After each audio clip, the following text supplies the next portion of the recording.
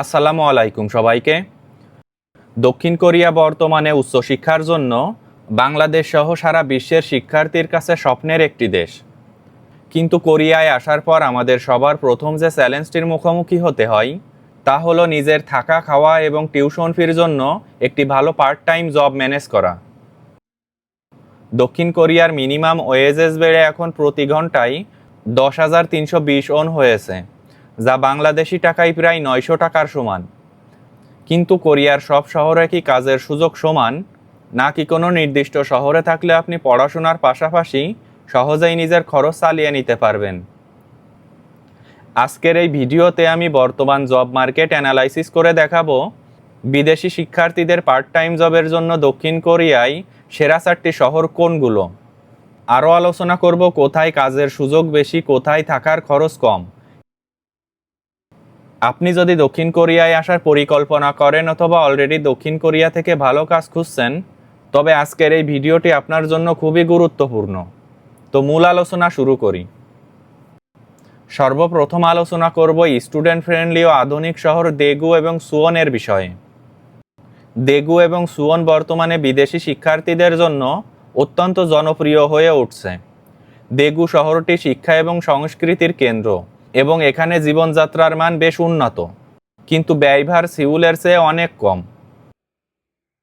দেগুতে অনেক বড় বড় মার্কেট এবং টেক্সটাইল ইন্ডাস্ট্রি আছে, যেখানে পার্ট টাইম কাজের প্রচুর সুযোগ থাকে। অন্যদিকে সুওন শহরটি সিউলের খুব কাছে হওয়ায় এখানে যাতায়াত করা সহজ এবং এটি স্যামসাংয়ের মতো বড় কোম্পানির মূল কেন্দ্র। সুওনের আশেপাশে অনেক ছোট বড় ফ্যাক্টরি এবং স্টুডেন্ট এরিয়া আছে, যেখানে আপনি খুব সহজেই কাজ খুঁজে পাবেন। বর্তমানে অনেক শিক্ষার্থী সিউলের ভিড় এড়াতে সুওন অথবা দেগুকে বেছে নিচ্ছে, কারণ এখানে স্টুডেন্ট ডরমিটরির খরচ খুবই সাশ্রয়ী। দেগুতে যারা পড়াশুনো করে তারা সাধারণত স্থানীয় কোরিয়ানদের সাথে কাজ করার বেশি সুযোগ পায়, যা তাদের কোরিয়ান ভাষা দ্রুত শিখতে সাহায্য করে। এখন আলোচনা করব ম্যানুফ্যাকচারিং এবং লজিস্টিক হাব আনসান এবং ইনচন এই দুইটি সিটির বিষয়ে। আপনি যদি এমন শিক্ষার্থী হন যিনি রেস্টুরেন্টের কাজের চেয়ে ইন্ডাস্ট্রিয়াল বা লজিস্টিক কাজে বেশি আগ্রহী, তবে আনসান বা ইনচন আপনার জন্য সেরা। এই শহরগুলো কোরিয়ার প্রধান ইন্ডাস্ট্রিয়াল জোন হিসেবে পরিচিত। বর্তমান প্রেক্ষাপটে ইনচনে রয়েছে কোরিয়ার সবথেকে বড় বিমানবন্দর এবং পোর্ট, ফলে এখানে বিশাল বিশাল লজিস্টিক সেন্টার আছে, যেখানে পার্ট টাইম প্যাকিং বা সর্টিংয়ের কাজ পাওয়া যায়। এই কাজগুলোতে শারীরিক পরিশ্রম বেশি হলেও এখানে ভাষার বাধ্যবাধকতা তুলনামূলক কম। আনসান শহরটি আবার মাল্টিকালচারাল সিটি হিসেবে পরিচিত, যেখানে বাংলাদেশি সহ বিদেশি শ্রমিকদের সংখ্যা অনেক বেশি। এখানে অনেক বাংলাদেশি বা এশিয়ান রেস্টুরেন্ট ও গ্রোসারি শপ আছে, যেখানে আপনি খুব সহজেই কাজ খুঁজে পাবেন। বর্তমান নিয়ম অনুযায়ী লজিস্টিক সেন্টারের কাজগুলোতে নাইট ডিউটি করলে আপনি প্রতি ঘন্টায় অতিরিক্ত টাকা বা ওভারটাইম সুবিধা পাবেন। যারা ছুটিতে টানা কাজ করে টিউশন ফি জমা করতে চান, তারা সাধারণত ইনচন বা আনসানের লজিস্টিক সেন্টারগুলো বেছে নিতে পারেন। তবে মনে রাখবেন, ফ্যাক্টরি বা ইন্ডাস্ট্রিতে কাজ করার আগে অবশ্যই ইমিগ্রেশন থেকে অনুমতি নিতে হবে। এখন আলোচনা করব সাশ্রয়ী জীবন ও পর্যটন শিল্পের জন্য স্বর্গ হিসেবে পরিচিত বুসান শহর নিয়ে। এই শহরটি দক্ষিণ কোরিয়ার দ্বিতীয় বৃহত্তম শহর এবং বর্তমানে এখানে পর্যটন শিল্পের ব্যাপক জনপ্রিয়তা আছে।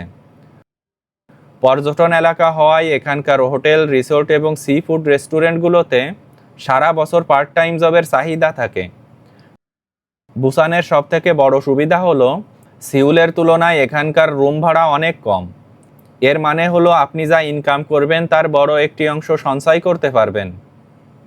বুসান ইমিগ্রেশন বর্তমানে পার্ট টাইম জবের ক্ষেত্রে শিক্ষার্থীদের জন্য বেশ নমনীয় নীতি অনুসরণ করছে, বিশেষ করে যদি আপনার টপিক স্কোর ভালো থাকে। এখানে আপনি যদি একটু ভালো কোরিয়ান বলতে পারেন, তবে ট্যুরিস্ট গাইড বা ইন্টারন্যাশনাল ইভেন্টগুলোতে কাজ করার সুযোগ পাবেন। বুসানে পড়াশোনা এবং কাজের মধ্যে একটি সুন্দর ভারসাম্য বজায় রাখা সম্ভব, কারণ এখানে পরিবেশ সিউলের মতো অতটা যান্ত্রিক নয়। ডং ইউ ইউনিভার্সিটি বা বুসান ন্যাশনাল ইউনিভার্সিটির আশেপাশে প্রচুর স্টুডেন্ট ফ্রেন্ডলি জব, যেমন পিসি ব্যাংক বা ক্যাফেতে কাজ পাওয়া যায়। বর্তমানে বুসানের লজিস্টিক সেক্টরও অনেক উন্নত হয়েছে, যেখানে শিক্ষার্থীরা ছুটিতে কাজ করতে পারে।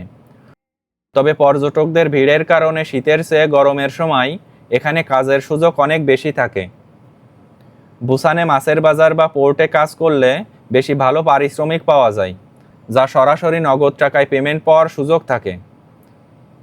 যারা সমুদ্র পছন্দ করেন এবং একটি কম খরচে ভালো জীবনযাপন করতে চান, বুসান তাদের জন্য আদর্শ শহর, যা বিদেশি শিক্ষার্থীদের জন্য কাজের পরিবেশকে অনেক সহজ করে তোলে। এই শহরে থাকলে আপনি পড়াশোনার পাশাপাশি কোরিয়ান কালচার খুব কাছ থেকে উপভোগ করতে পারবেন। পার্ট টাইম জবের তালিকায় 1 নম্বরে থাকবে দক্ষিণ কোরিয়ার রাজধানী সিউল।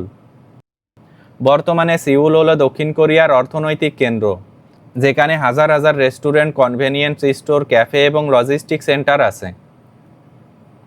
বিদেশি শিক্ষার্থীদের জন্য সিউলের সবথেকে বড় সুবিধা হলো এখানে প্রচুর পরিমাণে গ্লোবাল কোম্পানি এবং ট্যুরিস্ট স্পট আছে, যেখানে শুধু ইংরেজি জানলেও কিছু কাজ পাওয়া যায়।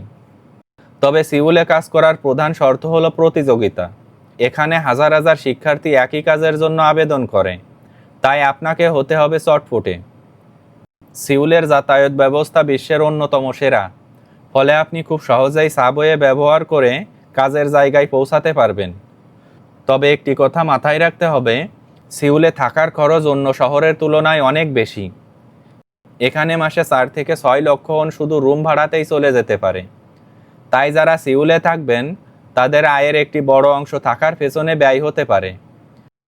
সিউলে কাজের জন্য সবথেকে জনপ্রিয় অঞ্চল হল হংডে, ইথিয়ন এবং গ্যাংনাম। বর্তমান নিয়ম অনুযায়ী সিউলের লজিস্টিক সেন্টারগুলোতে পার্ট টাইম প্যাকিং বা সর্টিংয়ের কাজ অনেক সময় মিনিমাম ওয়েজের চেয়েও বেশি পেমেন্টে পাওয়া যায়। যারা ব্যস্ত শহর পছন্দ করেন এবং প্রচুর মানুষের সাথে যোগাযোগ রাখতে চান, সিউল তাদের জন্য প্রথম পছন্দ। তবে আপনার যদি ভাষা ভালো না থাকে, তাহলে সিউলে কাজ পাওয়া কিছুটা চ্যালেঞ্জিং হতে পারে। ভিডিওর শেষে আমি নতুন কিছু নিয়ম নিয়ে কথা বলবো, যা আপনার জানা অত্যন্ত জরুরি। দক্ষিণ কোরিয়া সরকার এখন শিক্ষার্থীদের ক্ষেত্রে টপিক স্কোরকে আগের চেয়ে বেশি গুরুত্ব দিচ্ছে। আপনার যদি টপিক লেভেল 3 বা তার বেশি থাকে, তবে আপনি সপ্তাহে 20 থেকে 30 ঘন্টা পর্যন্ত কাজ করার অনুমতি পেতে পারেন। তো আজকের ভিডিওটি এ পর্যন্তই শেষ করছি। আমার ভিডিও যদি ভালো লাগে, তাহলে পরবর্তী ভিডিওর জন্য আমার চ্যানেলটি আপনারা সাবস্ক্রাইব করে রাখতে পারেন। ধন্যবাদ সবাইকে।